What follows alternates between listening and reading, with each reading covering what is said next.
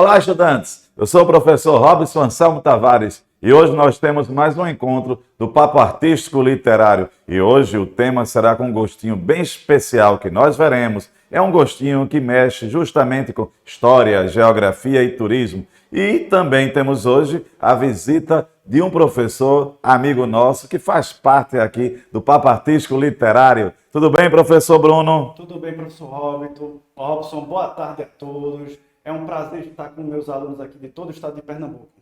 E lembrar que hoje o nosso papo artístico está bem aí ao gosto da geografia, da história e também para os nossos estudantes que querem fazer área de turismo, não é isso? Mas qual será o tema? A Ilha de Itamaracá. A Ilha de Itamaracá, a Ilha Bela, né? Posso dizer, né? Nossa. Exatamente, a pedra que canta. A gente vai falar sobre isso. Vamos devagarzinho, que a gente termina antecipando muitas coisas e o aluno fica lá. Vamos devagarzinho, que agora a gente vai explicar essa história toda. Começa com a música, né, professor? É uma música que cantada pelo rei, o nosso rei, né? O rei do Brega. Uma das músicas, né, que ele dedicou várias, que até porque ele passava a sua infância indo para a Ilha de Itamaracá. Né? E diz o que a música? Itamaracá é uma ilha encantada, lugar mais bonito que eu vi. É difícil declamar essa música sem pensar na Melodia. Lugar mais bonito que eu vi. Itamaracá é um reino encantado e todos são reis por aqui. O que eu achei interessante justamente quando ele diz, e todos são reis por aqui, né? Dá uma ideia de Itamaracá, de um reinado, de uma monarquia, todo mundo lá é rei, né? Todo mundo sentado na sua cadeira de praia, olhando aquele maçã lindo. Maravilha. E também, ô professor, então não é só dedicar hoje a aula àqueles que, ao bate-papo, aliás, aos que querem geografia, história e turismo, também a todos os estudantes que querem férias. Exatamente. E interessante que esse vídeo também é dedicado para os pais dos nossos estudantes, porque nos anos 80 e 90 era como se fosse a gravatar da época, como é que A Serra Negra. Serra Negra, tal. Ele era o point dos anos 80, né? Agora não, agora foi lá para Interior. Porto de Galinhas. É Porto de Galinhas. É o point. Mas que não faz nem tanto tempo assim, né, pessoal? Alguns anos atrás, quando nós éramos jovens, a Itamaracá ele era o point dos jovens, né? Isso mesmo. Mas interessante quando ele diz, é uma ilha encantada, uma ilha bela, encantada. Linda, linda, linda. E ainda é. Então vamos em frente aí, conhecer um pouco Itamaracá. Vamos falar no texto agora, né? O nome Itamaracá deriva da língua tupi e, dentre outros significados propostos, significa pedra que canta. Maracá, maracá. Lembra-se de maracá? Sim. Quando a gente balança aquele instrumento. Instrumento. A partir da junção dos termos Itá, que é pedra, e Maracá, que quer dizer chocalho. Ao longo de sua história, Itamaracá também foi referida pelos nomes Marília, Ilha de Pernambuco, Tamanaquá e Itaparica das Flores. Eu acho interessante justamente, professor, voltando aqui, essa questão do nosso bate-papo. Esse papo é um papo que também é uma aula, né? Exato. E veja que cada vez mais a gente está ampliando, é histórico, geográfico, artístico, etc. Então, assim, conhecer Cultural. um pouco, é cultural, conhecer um pouco os locais, né? A ilha de Itamaracá. Mas lembrar também que futuramente também iremos falar de cidades do interior. É por isso que quero lembrar o nosso estudante que é do interior. E já fala certo? de Caruaru, você lembra de Caruaru? Lembro de Caruaru. E eu gostaria que lembrar dos nossos estudantes que estão aí, que são do interior, podem mandar dicas para o EducaPE. Escreva aqui embaixo nos comentários qual a sua cidade, que a gente tenta fazer um vídeo falando sobre Ela. Então vamos lá, Ilha de Itamaracá. É uma ilha no litoral norte do estado de Pernambuco, né? Então quem vai ali para João Pessoa, tal, fatalmente passa pela entrada que vai dar na ilha, não a entrada da ilha, mas a entrada que vai dar na ilha. Você termina ali em Igaraçu, né? Igaraçu, Itapissuma e depois tem a ponte da ilha de Itamaracá, né? Já dá para perceber que o professor Bruno gosta de praia. Adora. Constitui-se também um município integrante da região metropolitana do Recife. Isto é, a região metropolitana do Recife, só trazendo de volta para cá, só para explicar para o aluno, muitos não sabem, né? São cidades que cresceram tanto e que são conurbadas. O que são cidades conurbadas? São aquelas que os seus limites se encontraram e você não vê mais diferenças geográficas assim, entre elas.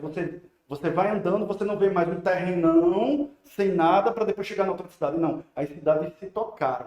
Então, Jaboatão, Recife, Olinda, Igaraçu, Itapissuma, Vitória, Paulista. Paulista. Então, todas estão juntinhos, né? Então, voltando para o texto, Os primeiros habitantes, né, interessante isso, seriam náufragos, havendo também registros sobre passagem dos portugueses João Coelho da Porta da Cruz e Duarte Pacheco Pereira em 1493 e 1498, respectivamente. Mas, professor Robson, se o Brasil foi descoberto em 1500, como é que a gente tem ali aquelas datas 1493 e 1498? O senhor saberia dizer? Sei, justamente é o seguinte, são aqueles relatos que nós temos de europeus que aqui estiveram, mas não declararam, quer dizer, a posse, entre aspas, porque lembrar dos povos originários, nós temos aqui, né, isso, o que nós chamamos de índios ou indígenas, e lembrar que essas datas, por favor, mais uma vez, certo? 1493 e 1498. São datas, mais uma vez, que eu gostaria de lembrar, que são desses povos que vieram e não oficializaram.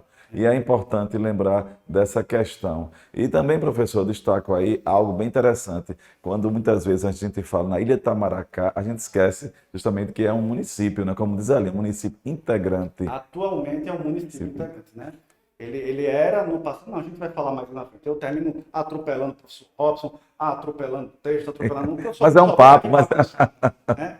Vamos falar sobre a Praia do Pilar? A Praia do Pilar. A Praia do Pilar, né, que é essa belíssima aí que você está vendo. Inclusive, professor, na minha adolescência, lá por 1980, 90, por aí. Não entendi bem a data, não, mas tudo bem. 1988, 89, 90, né? 2015. 2015, por ali. O carnaval, um dos carnavais super famosos era o carnaval do Pilar. Era uma segunda linda, né? E uma praia maravilhosa, lindíssima, né? Vou passar aqui a foto também, olha aí, ó. Outro momento aí, outra beleza. Uma coisa mais linda, né? E aí uma igreja muito importante, que é a igreja Nossa Senhora da Conceição. E, ô professor, e antes de falar um pouco sobre a igreja Nossa Senhora da Conceição, é importante lembrar aos nossos estudantes que existem prédios, monumentos que marcam determinados bairros. Você pensar em estádio tal, você se remete logo àquela questão daquele bairro. Então veja só, observar e também restaurar, isso aí nós temos o Instituto, né? Mas tudo bem, é importante lembrar que prédios marcam historicamente determinado bairro. Que tal você, estudante, pesquisar os prédios, os monumentos que marcam o seu bairro, que marcam a sua cidade. Falar de Itamaracá, como o professor falou aí, justamente nós temos Nossa Senhora da Conceição. Exatamente. Continuando aí no texto, né, a gente pode perceber que em 1526 já havia uma capela dedicada a Nossa Senhora da Conceição, de responsabilidade do padre Francisco Garcia, na Vila Velha, localizada à margem esquerda do canal de Santa Cruz. A ilha prosperava à sombra da economia açucareira. Nessa época, minha gente, era o açúcar que movimentava o comércio entre Brasil, Portugal e Europa. Tá certo? Foi o segundo grande produto, que o primeiro era o pau-brasil. Né? A ilha prosperava. Em 1630, a Vila Velha possuía mais de 100 prédios, uma Santa Casa de Misericórdia, que é um hospital administrado pela Igreja Católica, casa de residência do governador, câmara, cadeia, 2 igrejas, a Matriz de Nossa Senhora da Conceição e a Nossa Senhora do Rosário dos Homens Pretos. É interessante tocar nesse fato de ter 2 igrejas, muitos lugares acontece isso, porque os pretos, os negros, eles construíam a igreja para os brancos, mas eles não podiam entrar. E muitos negros, eles tinham uma fé cristã. Aí o que acontecia?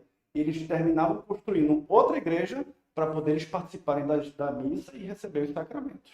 É interessante, e você observa justamente também a força da religiosidade que está aí também.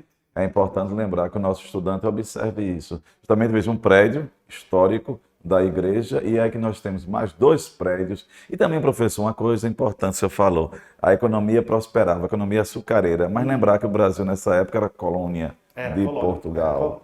É bom destacar sobre isso. Todo o comércio era dominado por portugueses, né? E toda a nossa produção ela era destinada ao mercado europeu. Né? Tá aí o engenho de São João.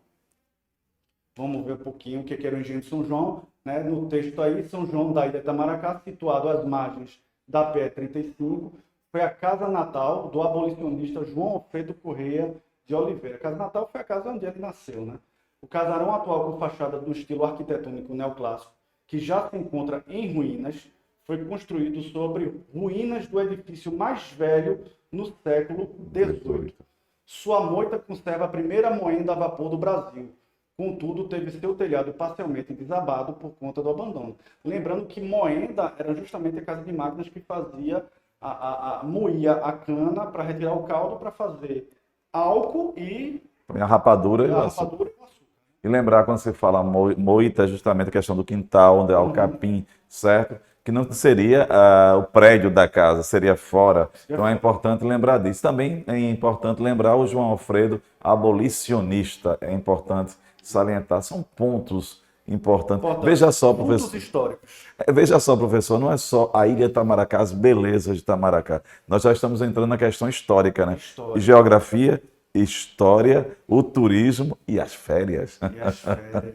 Amar. Quem puder, pessoal, visite a ilha, visite a ilha. Eu garanto que você vai gostar. Sai um pouco desse eixo de Gravatá, de Portugal, nada contra. Gosto, inclusive, dos prefeitos lá, mas a Ilha de Itamaracá é um lugar que merece ser visitado. Né? Vamos. E Olha aí, aí. bronca Eita. aí. Agora é bronca, vamos lá. Os holandeses invadiram a ilha em 1631 e lá ergueram o Forte Orange, na entrada sul do Canal de Santa Cruz, construído em Taipa de Pilão. Só um adendo, Itamaracá é uma ilha, mas ela não é uma ilha cercada de mar por todos os lados. Né? Ela é cercada por um mar por uns lados e pelo rio, pela saída do rio em outros, pela foz do rio em outros. Né? Então é uma ilha, mas não é uma ilha cercada toda de mar. Né? Certo. O forte tem esse nome em homenagem ao príncipe holandês Frederico Henrique de Orange, tio de Maurício de Nassau. Maurício de Nassau que não era holandês, ele era alemão. Tá? Mas na Europa todo mundo era parente de todo mundo. A ilha de Itamaracá serviu de celeiro aos holandeses. Posteriormente, o forte passou a ser chamado de Fortaleza de Santa Cruz, já sob domínio português. Então o português retomou, né, os portugueses retomaram, expulsaram os holandeses. Obviamente eles não iam deixar com o nome, né, de Forte Orange, né, que aí seria um desrespeito, e aí eles rebatizaram com o nome de Fortaleza de Santa Cruz. Está aí a foto do belíssimo do Forte Orange. E eu gostaria de lembrar aqui mais uma vez o seguinte ao nosso estudante, em especial aqueles que moram em Itamaracá. Quando você pisar no solo de Itamaracá, pisar sabendo que ali tem muita história. Tem muita história, exatamente. Às vezes aí o prédio que marca, né, a questão da ilha. Que prédio maravilhoso, né? Imenso. Eu, quando criança, quando visitei, eu tive a impressão eu era pequeno, quer dizer, eu continuo pequeno, né? Eu tive a impressão de ser menor ainda do que eu já sou, porque é um prédio ostentoso, né? Aquela coisa... E mesmo ele mal cuidado, né, em ruínas, mas mesmo assim ele tem aquela imperiosidade, aquela coisa grande, aquela coisa maravilhosa. E também aí, professor, eu gostaria de destacar para o nosso estudante, para todos nós termos essa consciência de preservar. Eu sei que as forças lá por cima, a questão política, né, isso, devem preservar os prédios, mas também a consciência de não deteriorar, certo, os prédios, que tem uma história. Vamos prosseguir, não é isso? Vamos lá. Mais história. No texto, em 1763, o rei Dom João V comprou a ilha para a coroa portuguesa por 4.000 cruzados. Então, ela fazia parte da capitania, mas aí a Portugal retornou, comprou novamente. Né? O distrito foi criado em 1º de maio de 1866 pela Lei Provincial 676. Torna-se cidade, né? Até então ela não era cidade, era um distrito, né? Torna-se cidade a partir de 1º de janeiro de 1959, desvinculando-se de Igaraçu, mas seu primeiro hasteamento foi em 15 de novembro de 1973. Então, lembrando que a cidade de Itamaracá, a ilha de Itamaracá, ela era distrito de Igaraçu, então o prefeito de Igaraçu é que administrava Itamaracá. E a data dela, e tornou cidade, né? 1º de janeiro de 59. O Pilar é a sua sede e, por caracterizar-se como uma povoação de pescadores, foi elevada à categoria de vila por decreto em 25 de 10 de 1831. Né? E aí uma belíssima pintura. Belíssima pintura de Franz Post. Né? Da época, né? Ele era um retratista, então ele pegava as cenas e retratava, né? E veja a época, 1637, século XVII, certo? Ainda aqui nós temos aqui o ranço aí holandês, não é isso? O alemão, holandês. Então, E a escravidão, né? É a escravidão, infelizmente, né? Essa questão. E observar, olha, é algo bem importante, cultural. Agora vamos pular agora para o turismo também, de volta ao turismo, não é isso? Para a cultura, para a música, né? Que nunca... Essa ciranda quem me deu foi Lia. Lembrando que Lia de Itamaracá é um artista que nasceu em Itamaracá e que nós iremos dedicar, se Deus quiser, nós estivermos aqui, vamos dedicar um programa a ela porque ela merece, né? Então vamos lá no texto. A ciranda, pessoal, é uma das danças mais tradicionais do Brasil e bastante popular no estado de Pernambuco, sobretudo na ilha de Itamaracá. Musicalmente são utilizados principalmente instrumentos de percussão.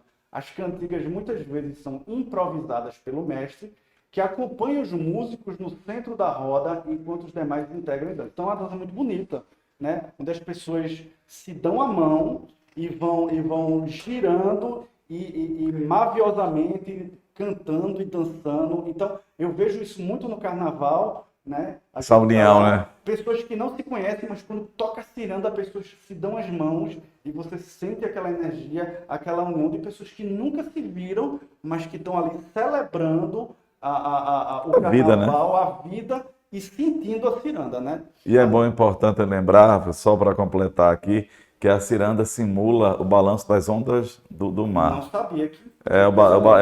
Essa simulação, pode observar que essa ciranda, quem me deu foi Lia. Eita, caramba, Então vamos lá.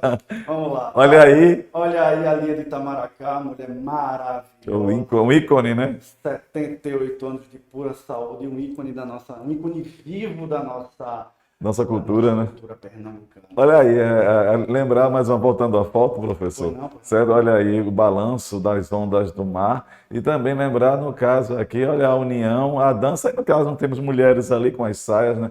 Tipicamente da questão da ciranda. Professor, veja só. Aqui nós falamos um pouco do turismo, um pouco da geografia e da história. Temos muita coisa, claro, para se pesquisar e estudar sobre Pernambuco e sobre a ilha de Itamaracá. Um desafio.